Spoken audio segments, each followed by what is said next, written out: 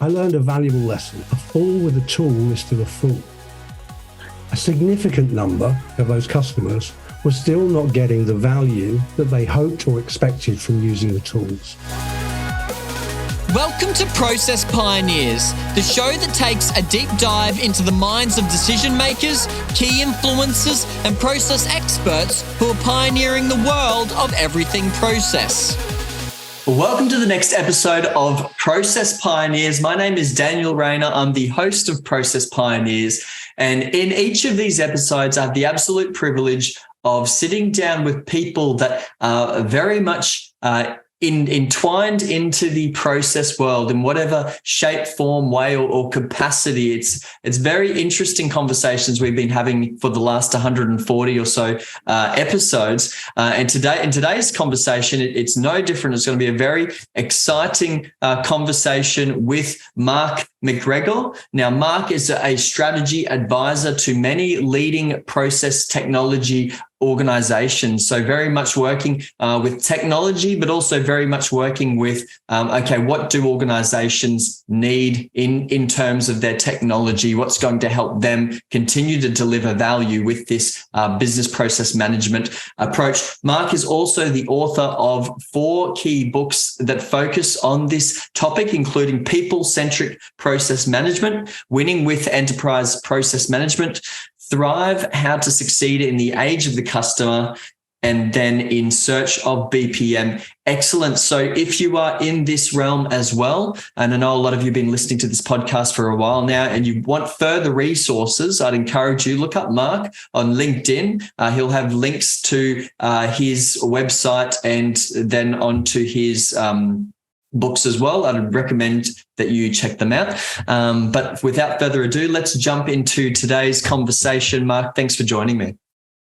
Daniel, thanks. It's great to have the opportunity of being with you. And I hate it when you list all of those things because it just reminds me that, it's now 28 years that I've been playing in this space. But it is true to say from your introduction that I'm as passionate about process today as I was 28 years ago. And I still think it's a really exciting area to be in. And, I've loved the fact that over the years, everyone keeps telling me that process and BPM is dead. And, if I'd had a dime for every time I heard that, then we wouldn't be here today and I'd be on a beach somewhere in the Bahamas.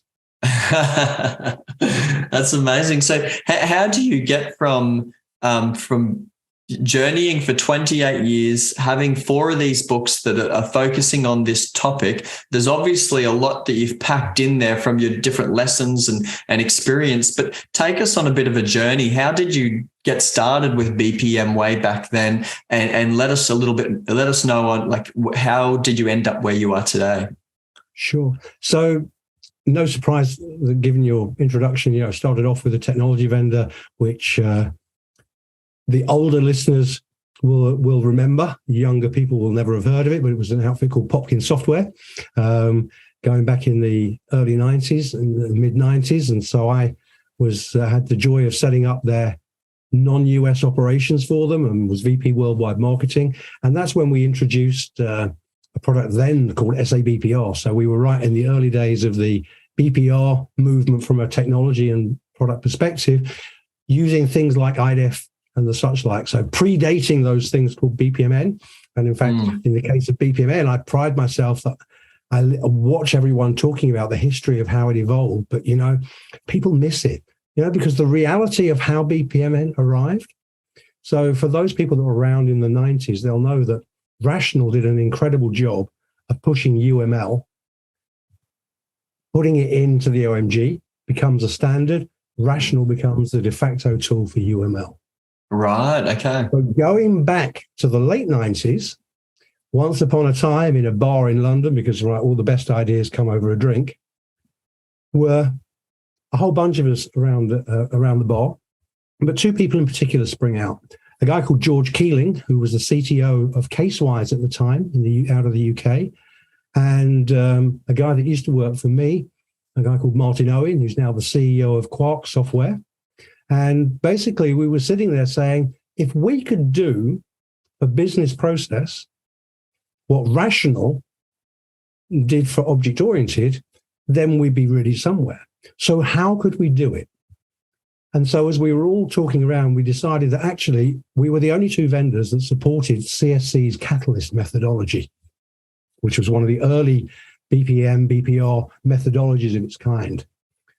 And so I said, you know what, that's what we should do. So basically, we put together the idea. The guys then took it up to what was BPMI. And then with the work of another old friend of mine, Derek Myers, then took it on into the OMG. So before we even got to the OMG to become BPMI, it was really two vendors saying, how do we create a standard where we've got the leg up in the market? Wow. So the origins actually come out of BPR and Catalyst. They actually didn't start from what's now as business process management. So I was there right the way through that. I worked with a number of vendors, and then I learned a valuable lesson. A fool with a tool is still a fool.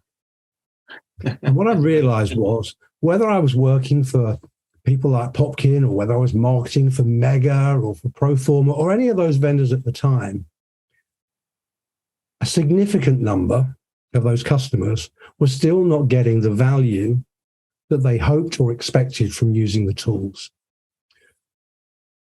And the more you dig into it, what you realize is that people were spending time learning the tool, not spending time learning the discipline. Right, okay. And that's where I was fortunate enough to get involved with the BPMG and moved out of vendor land and into training and education, and spent a wonderful period of a few years going around the world teaching people how to do process analysis and design. So working with many hundreds and thousands, if not thousands of people in seminars, training events and the such like. And that's how I got to meet one of your previous guests, Roger Trieger.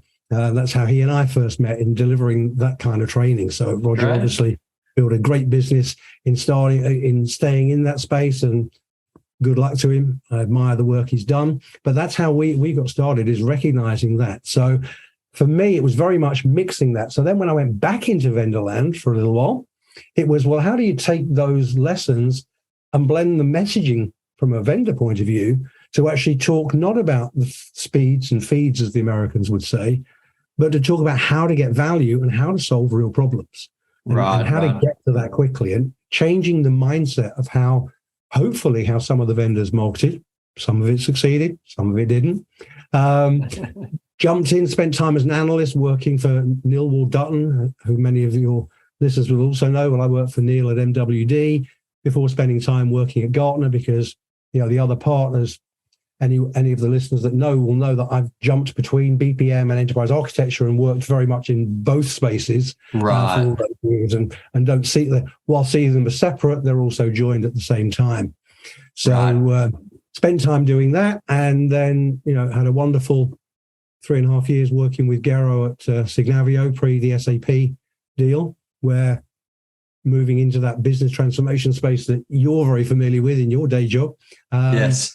And really seeing how there was an incredible opportunity to get that resurgence going, and how with things like cloud, people were able to start doing things that they were never able to do before through the democratization of process, and taking it out of those COEs, out of that specialist domain, and broadening it out into the wider audience.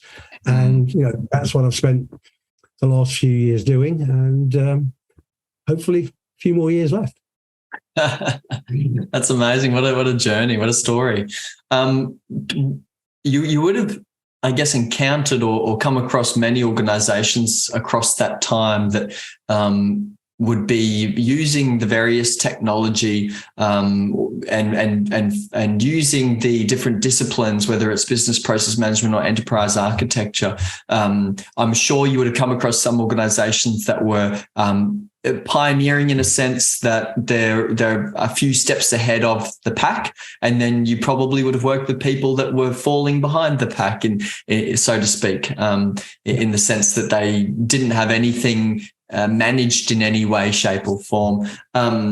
What would you say ultimately drives an organization to want to adopt a process-centric approach? Yeah, I mean, that's a tough one, because there's not many cases where an organization says, you know what, this is what we're going to do. So usually what happens is there is a person who is passionate about process and recognizes the value that process can bring, and hopefully elevates themselves to a role in that organization where they have greater power and influence than they might otherwise have done, and therefore will start to bring those things up. Now, why would they do that? Well, because probably they were working, whether it's a smaller project or a smaller program, where they recognized the different value that process can bring. So in other words, they're already knowing what the value is. And Tom Davenport said it so well years ago when people were debating, is BPM a big deal or not a big deal? And working with Andrew Spanny, where Andrew talks a lot about BPM as a boardroom issue. Well, as Tom pointed out, it may be a boardroom issue, but it isn't on the top 3 to 5 things on the board agenda. And the board rarely gets to item 6 to 10 on the list. So if you're not making 3 to 5, then everyone's not rushing out there. What we're not very good at in the process industry is being willing to get people to see the consequences of not being process driven or process organized. We read all the books that says, no, we mustn't be negative. We've got to put the positive messages forward. Well, I talked about it in a keynote that I did at Gartner many, many years ago. And it comes out of my passion in neurolinguistic programming. And that is that the reality of it is that a burning platform will get someone moving faster than the idea of showing them paradise. But once you have them moving, you need to keep them moving to paradise. I remember doing a seminar in Portugal years ago at a Microsoft office. And I was explaining this in the event, saying, the trouble is when people get on a burning platform, they'll move away from the burning building and then stop. They won't keep moving. And everyone laughed. And at that point, genuinely for real, the fire alarm went off. And we had to evacuate in the middle of the seminar. And if anyone's listening and was there, they'll remember this. We were at the and we walked out the building and we got out of the building. And I said to everyone, well, what was I just saying? And they looked and they realized that they were no more than 10, 12 feet from the entrance of the building. But because they left the building, they stopped moving. They didn't move safely. They just moved away from the fire. So we have to get that right balance between when we're going to get people moving and where we're going to get them moving to. And that's something that we've not been very good at as a community in the process, at giving people both, being willing to actually say, no problem, Daniel, you don't have to be process centric. You can keep watching your sales go down. No, I don't like that idea. Well, just telling you that's the consequence of not doing it. You're going to keep seeing costs rise, or your staff turnover is going to keep going up, or your customers are going to keep going away. At what point are you, okay, I give in. How are you going to help me? So we go in there with all these positive messages, which are great, but often they don't land. Well, that might work there, but it doesn't work here. That them, but not me. So we have to be a lot smarter in terms of how we're going to get people motivated. And that's what the organizations that do better have better and stronger motivation.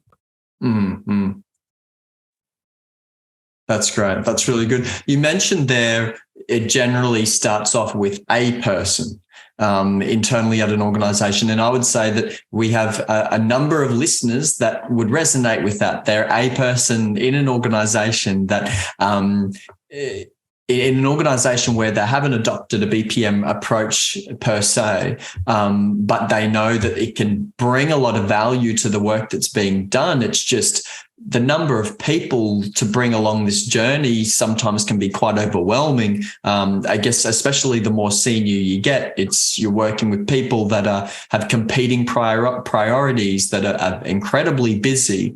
How, as process practitioners, how do we go about getting buy-in and sponsorship?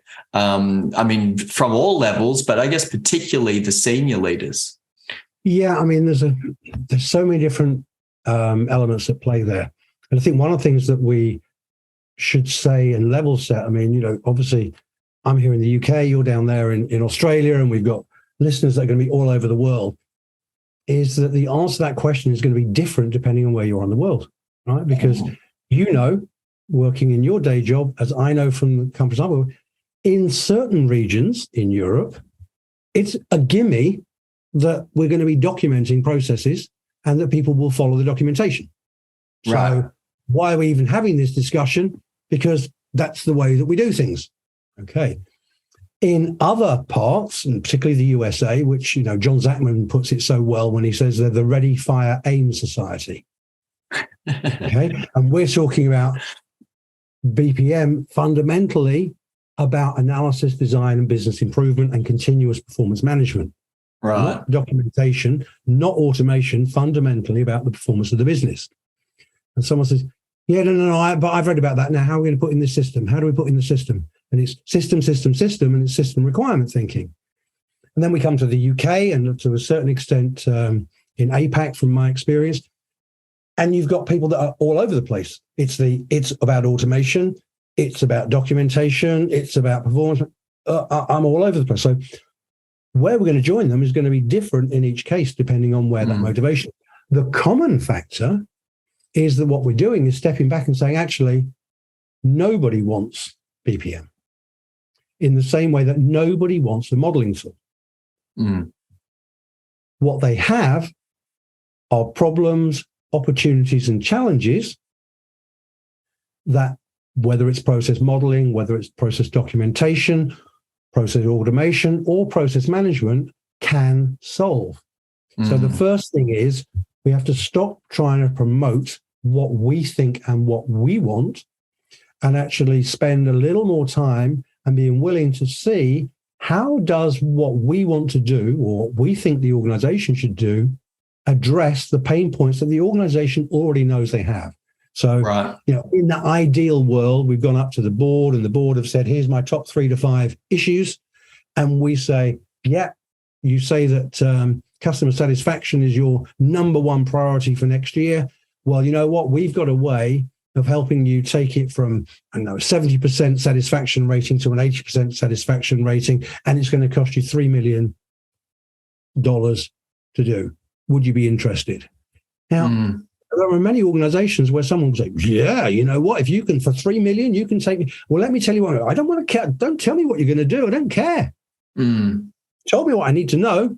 This is my goal. You've said for this amount of money in this amount of time, you can make the difference. Go do it. So sometimes we just got to think, you know what? Why are we telling them the detail? They don't want the detail. So that's one. The second one, it's perhaps not a great example, unfortunately, in the crazy world we're living in, that ridiculous situation in Ukraine, and where we all feel so poorly for all the people out there and the way that they're being ridiculously treated. But we can learn so much from the military.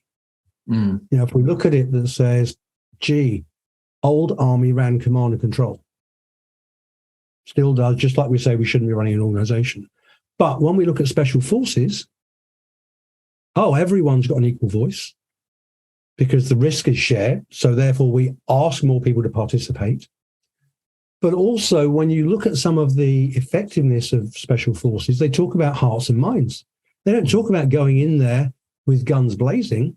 Right. They talk about winning hearts and minds. And there's General Sir Peter de Billier talks about it in his book around the SAS, as saying, well, actually, when they were out in one of the theatres that they were in many, many years ago, he said, we would sit outside the village and we'd be out there watching, and then a child would fall sick. So we'll go into the village and we'll do what we can to make the child. And then we retreat to the forest. And then someone else gets sick and we go in and we retreat back until eventually the village says, come on in, come here. So we need to be a bit like that with what we're doing with process management. Instead of trying to necessarily push the whole thing, unless we've got someone pulling it from above and saying, hey, come and do this. We need to go in, show that we've made a difference, walk away. Go in, show we've made a difference, walk away. Until eventually someone says, this is crazy. You guys have made such a difference on so many of these different individual pieces. What could you do if we gave you the remit to look after a bigger piece of the jigsaw? And say, funny you should ask. And we can grow it that way. So I think one of the other things that I would advise our listeners is, don't be unhappy if all you've done is succeeded on a project here and a project there. Take that as a win. Relax, be happy with small wins. It can't all be the big bang driven down from the top approach. But if you want to get that top-down approach, then you need to be tied in definitively to the boardroom agenda. Yes, yeah, that's great. And I think it is so important the language that we're using, because I feel like oftentimes as process practitioners we can be really we know our stuff well. We know the detail of the work that we do, but that doesn't always or often translate to the language that other people are using. And because process touches every area of the organization, we're working with so many different people and parts. We do have to expand our vocabulary to a degree where we can have conversations with senior leaders, but we're, I guess, using the language that resonates with them, where we're using language that's keeping them up at night, or middle management or the frontline employees, whoever it might be. Who's standing in front of me right now, and what words do I need to just remove from my vocabulary because it either won't resonate, won't make sense to them, or they may have been, they may have a negative association with certain words, like process as an example, because they've seen it done poorly in the past, or maybe it's the way it's been communicated to them is very boxed and rigid and very like, this is what it looks like. And so they have some sort of, I guess, preconception around it. Yeah. And again, I come back to the neuro-linguistic programming training and thing. So one of the things there is that this is, if you want to break someone's world, you have to go and join it and break it from within. So smashing it from the outside doesn't work. But if you get on the inside and then break it coming out, it will. And so from that context, what I'm, a different way of saying it is, it doesn't matter what I think or what I want to say. What I need to think about is what do I want you to do differently tomorrow to that which you do today? And what do I need to say to evoke or invoke that reaction in you? So it doesn't matter if I think black is white. If I need to persuade you that there's a shade of gray, then I just join you and saying, well, that's great. I agree that black is black and, everything's black and white. There's no other shades. But, as we join that and look, I wonder if there are any other colors in the universe. What do you think? And so and I know that, some people on the listening in will recognize that certainly as an individual, sometimes that they'll hear me say something that seems so ridiculously outlandish. And they'll say, you can't possibly believe that. Doesn't matter what I believe. If you're here on a spectrum and I'm here, then it's about how do I get you to move to somewhere different? What is it that I need to say or do to get you to move? I don't need you to agree with me and join me in my world. I just need to move you from your world. Yeah, that's great. That's really good. I know that I guess that with the organizations I'm working with and that I talk to, there's often this, I guess, a different approach in terms of work, focusing on the internal processes. How can we tweak and optimize and improve the internal processes for our internal customers or employees, whichever sort of way you'd frame that. And then other organizations have a very customer-centric and sort of outward focus. Talk to us about, I guess, the difference between those, why some organizations focus internally, why some organizations are focusing more externally. Is there a best way? Is there a right way? And what's going on here with the I guess, the split focus between internal, external? Yeah, I mean, there's a number of so many different levels and layers that you've introduced there. Let's try and unpick some of them. So the first one is, and anyone that knows me will say, there is no such thing as an internal customer. Customers are those people outside of your organization who use and either use or pay for your products and services. I say either use or pay for because you could be a patient or a citizen. They're still paying, but through tax in different ways. So the moment that we start to use that internal customer construct, we start thinking. So I start thinking that as long as I look after Daniel, everything in the garden's rosy. And I think I'm doing a really good job because Daniel's making Daniel really happy until the day when they issue us both our notice and tell us we haven't got jobs anymore. Well, what do you mean? Oh, because the customer stopped spending money. Oh, but I thought I was servicing the customer. So let's get it out of our heads and say, if we're inside the organization, I don't care whether we're colleagues, whether we're partners, whatever language we want to use. But the fact is, we are one team inside the organization. We can break ourselves up into specializations, but we're one team. And rarely does an organization succeed if one of those teams stops working, stops collecting cash. It doesn't matter how many orders the salespeople bring in. So sorry, guys, doesn't matter where we are in the hierarchy of that org chart. The org doesn't work if we're not all playing. So that's the first part. And that causes real problems because then people say, oh, I'm taking an outside-in perspective or I'm doing this. Well, you're not because you're still myopic. And so we confuse effectiveness and efficiency. So if you think about it internally, all that work is becoming more efficient. And, I hate using the old examples that everyone uses, but, let's just imagine we were the Blockbuster of this world. It didn't matter how much they worked on making themselves efficient at being a Blockbuster. It didn't shift them to saying, oh, you know what? I need to be effective. And to be effective, I need to be thinking like a Netflix. Right.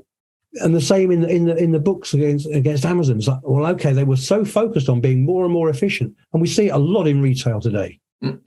Still, there are retailers that are so focused on, and of course in the current economic climate, of course they've got to be efficient. The margins are getting smaller and smaller, inflation's ravaging, and everyone's looking. But no amount of focusing just on efficiency is going to keep them alive. And the best examples that I can think of that are starting to shift now are in the automotive space. And I still talk to people in the automotive space that are really focused on how to make the most efficient combustion engine they possibly can. Right. Okay. But we're in a world that theoretically legislating that we're not going to be able to sell those in 2035.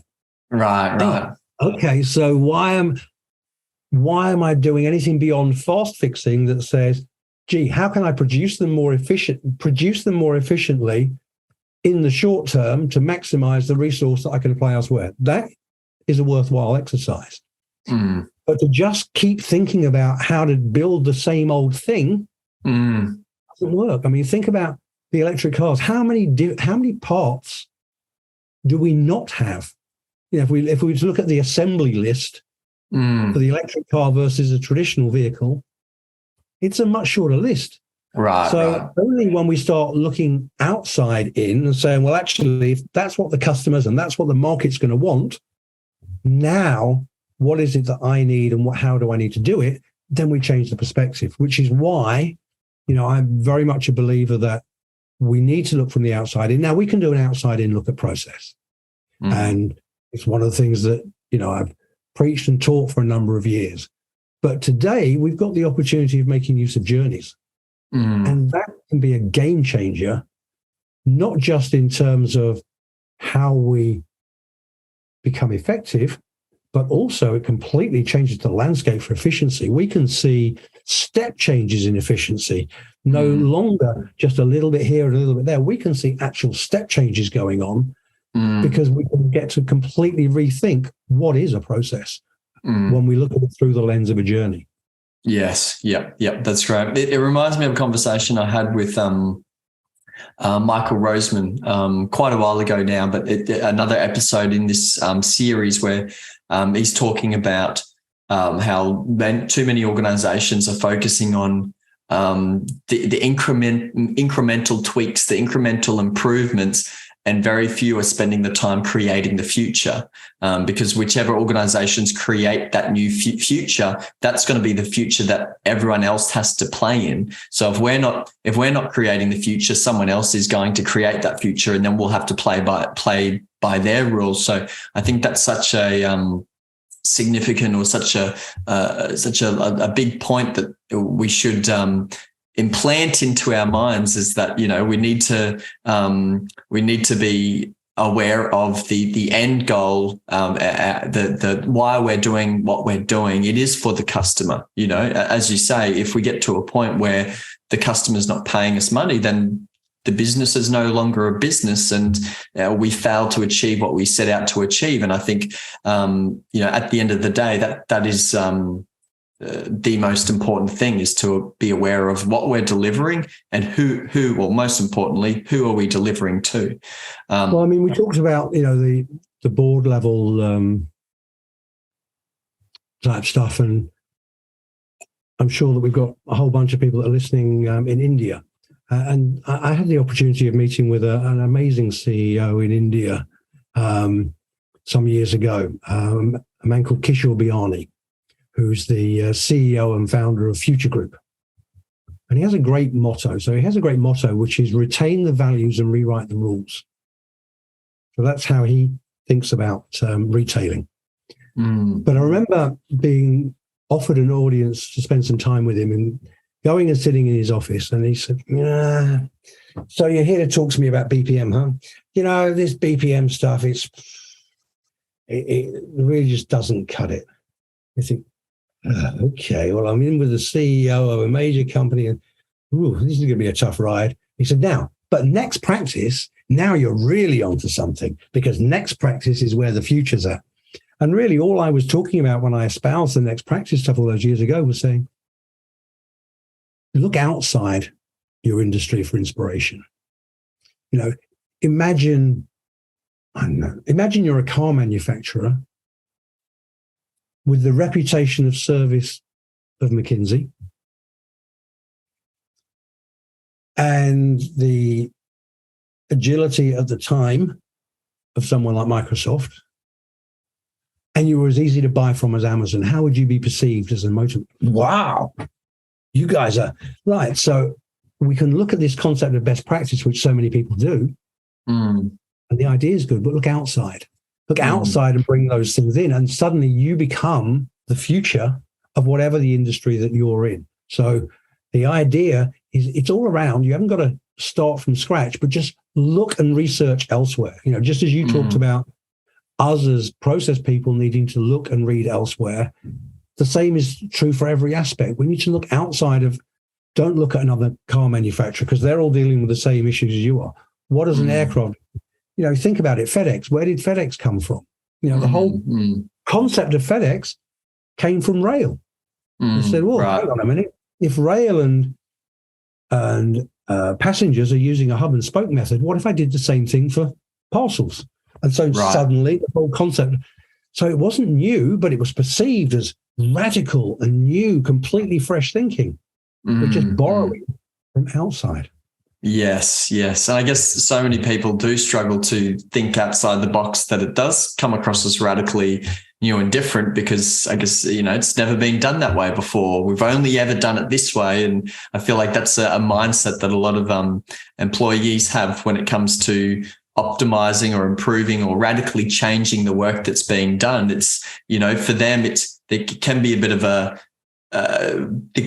friction there, can be a bit of turbulence, because where sometimes it's changing the tasks that someone's been doing the same way for the past 5, 10, 15 or so years. And for their own personal sort of comfort, they don't want to change. They don't want to, you know. Yeah, I mean, I don't totally buy into that. And, you know, I mean, you know, we talked earlier about Roger, and, you know, Roger's got a lot of experience in doing this, either Roger Trigger or indeed Roger Burton, where we've encountered this constantly. You know, those barriers go away much easier than people think. Right. They don't go away when someone's wedded to capturing, whether it's a current state or future state, inside a modeling tool, and you or I or someone else is scribing, right? Because when you're scribing, whose representation is it? It's yours. Right. So even though we were all in the room, you wrote it down. So someone comes in and said, well, I'm not really sure about that representation. Whose is that? And we go, his, hers. And we point the finger. It's not ours. Right. So then when we take those things that everyone hates us doing, which is 6 or 10 people all putting stuff on the Post-it up on the board, and they say, well, that's not a true representation. But the 6 to 10 people, who owns it? The 6 to 10 people. It's not about having a perfect map or model. It's about having the buy-in for change. And we get so wrapped up in this pictorial representation, whether it's a map, whether it's a model, whether it's BPMN, whether it's IDEF3, whether it's UPN, don't care. We get so hung up on showing the perfect view that we forgot that actually we wanted to change something, and having people's buy-in for change was worth more than the representation. And even if I then had to take rubbish and redraw it, who one cares? But the buy-in for change is invaluable. So as we focus in on technology, we're increasing the chances of failure, not the chances of success. Right. That's great. That's really interesting. So I guess the other topic I wanted to touch on with you is, and I know we touched on this briefly before today's conversation, but BPM as an automation paradigm as opposed to a management discipline. Can you flesh that out for us, expand on that, and I guess give us some insight in terms of what you're meaning when you say BPM as an automation paradigm? Yeah, I mean, I think the first thing we've got to remember is that whether we call it process automation, business process automation, workflow, we're talking about the same stuff. So it's no different from the stuff that John Pike and John O'Connell were creating all those years ago when they built Staffware, which is then evolved, as we moved into the BPM world. Then if we think about it, what we actually had wasn't a BPM automation platform. What we had was a BPMS, a business process management system. So it was very clearly BPMS, whether it's the IBMs, the Appians, the Pegas, or any of the rest of them that were all around in those times. That was very clear. It was a BPMS. And then along the way, someone seems to have slashed the S off the end and said, oh, actually, that's BPM. But, well, there was nothing. No, this was just automation. There was no process management involved. And the only processes that you're looking at are the ones that you're going to automate. The only documentation that you may or may not create is actually a procedure document, not a process document. Okay, so controversial maybe, but my argument is that most systems cannot automate a process. Because if I say sometimes I go to Daniel, sometimes I go to someone else, as a human being, I can work that process, no problem at all. However, put it into the system, I'm going to get a blue screen of death, because it needs to know exactly when do you go to Daniel and exactly when do you go somewhere else. What are the specifics? I need to know the detail. But when I put that level of detail in, I've not got a process anymore. I've got a procedure. So actually, what I was doing with BPMN in particular is actually visual programming. Because what I'm really doing is creating a visual that I'm then going to automate. Now, the trouble is, when I put that level of detail in, Daniel, the process worker, no longer recognizes what he's doing because it's just so complex and so detailed that you just go, if you say so. So we get wrapped up in those. And so now we look at him, and when we separate out and say, look, forget whether it's BPMS, whether it's workflow, it's all process automation, whether it's low code, no code, your code, my code, whether it's BPMS, whether it's ERP. I mean, come on, guys. The only thing we've been doing since the day we started programming computers is what? Automating some degree of procedure stroke process. It's the only thing we've been doing. Right. The only thing that's changing is how we do it and who does it. But that gets a little messy because we get a lot of this citizen developer. And I don't know about you, but I guess you work pretty hard in your day job. So if I now say to you, great, I'm going to give you this low code, no code, Fred code, my code development platform, you're still going to be going, yeah, and when am I supposed to be doing that? Right. So, yeah, I can do it, but don't you want me doing the day job? I'm a claims handler. Don't you want me handling claims? Now you want me writing the program to handle claims? So, there's a real balance there. But I think the one that I really urge everyone to think about Because we saw this, if you think about it, in the 90s with DBase 3. Any of us could write this little program with DBase 3. And someone said, wow, that's brilliant, Daniel. I love it. I tell you what, let's just roll it out to 10,000 people. And now it's going to break. Because it didn't have all the security architecture. It didn't have all the permissions. It didn't have version control and check-in. Oh, there's a reason that enterprise systems take enterprise work.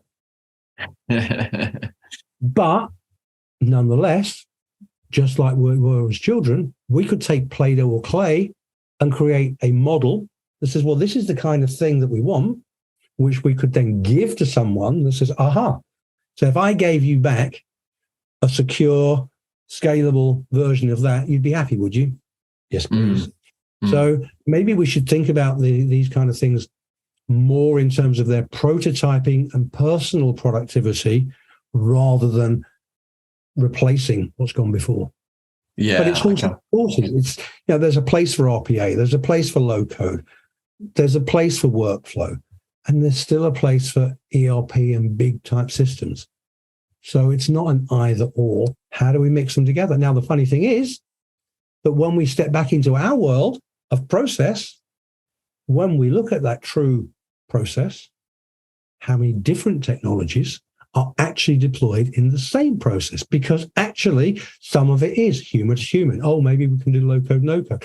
Oh, some of it is going into an ERP. Oh, yeah. So actually, from one logical process model, we might spawn 4, 5, or X number of physical models, each of which are taking some of the activities and working in some of the systems. It's not this one process, one system, process system. There isn't a one-to-one mapping in most organizations. And we seem to be still struggling with this as a concept. Right.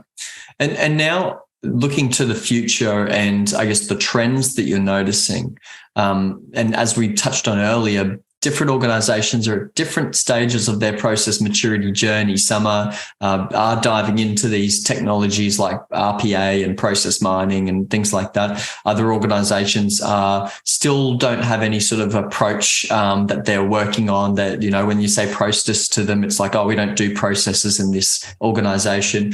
What does the future of business process management look like? What trends are you noticing, and how do you think it's going to evolve over the next 2, 3, 5 years? So I think the first thing is it's never going to go away. There's always going to be attention. And I think if we separate it out into its constituent parts, there's always going to be a need for some kind of process documentation.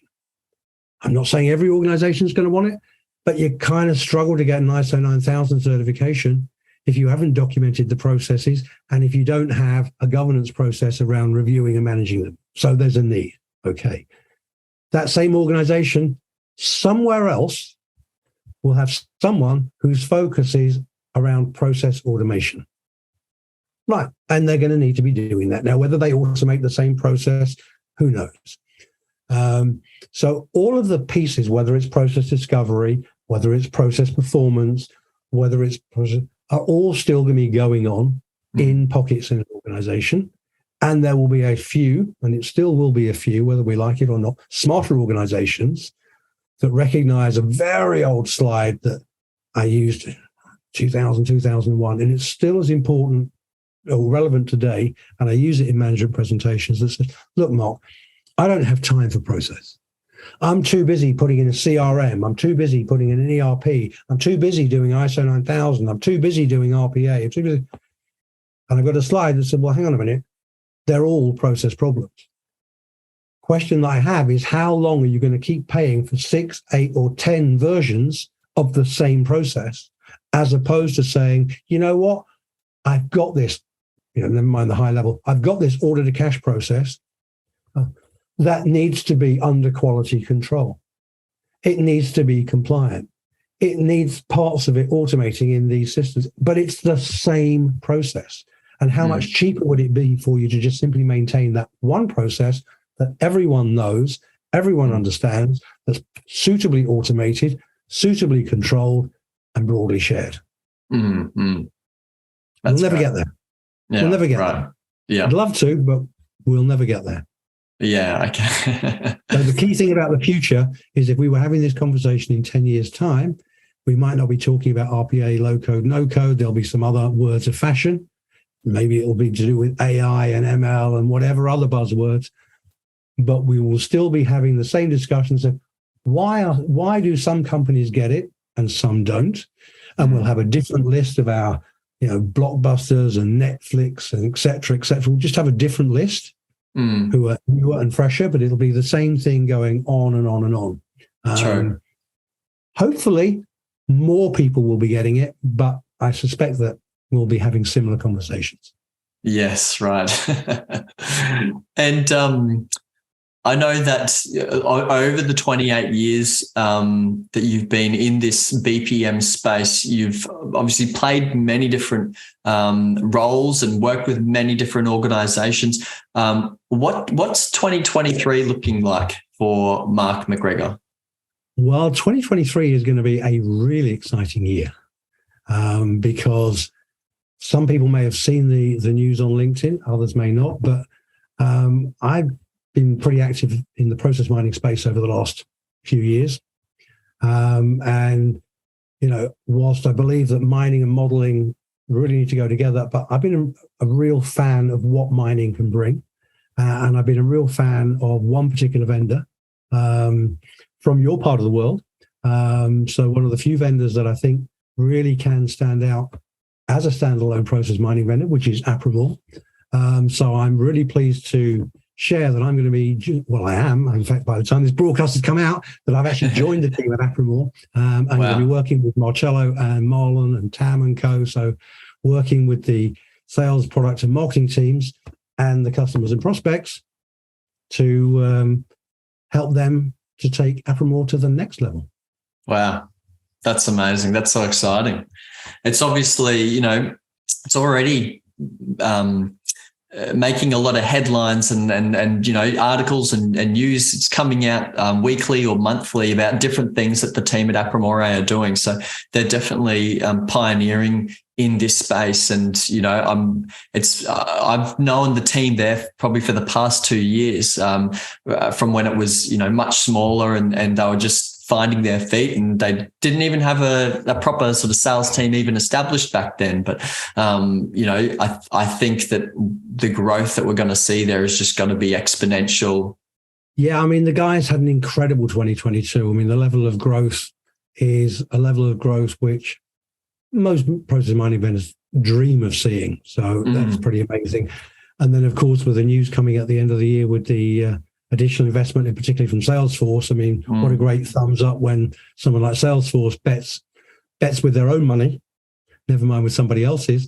They've got an amazing future, and I know that the team is really laser focused on looking at how to deliver greater value, business value, quicker through process mining than has been done in the past. And certainly that's a key piece that I'm looking at doing with the team, and hopefully we get the chance to come back in the not too distant future and talk a little bit more specifically around the impact of process mining on that process management discipline and how the two things tie together and where and why we're talking about value in that way. Maybe we get another chat.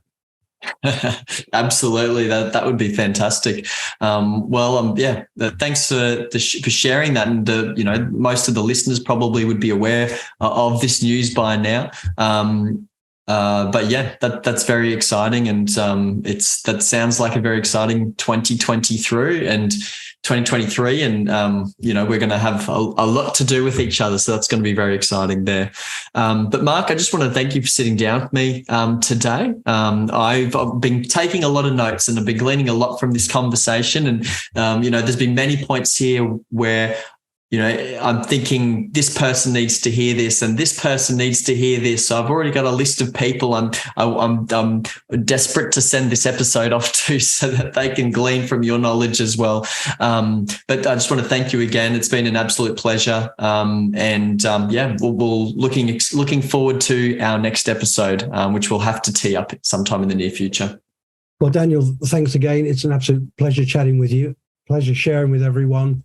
Like I said before, it's not something that I'm particularly passionate about, much. And no, love the opportunity of sharing. Hope people enjoy it. And to say, if anyone's got any follow-ups, then whether they reach out to you, whether they reach out to me on LinkedIn, happy to share whatever is out there and in any way we can. And let's hope for a fantastic 2023 for everyone. Absolutely. That would be fantastic.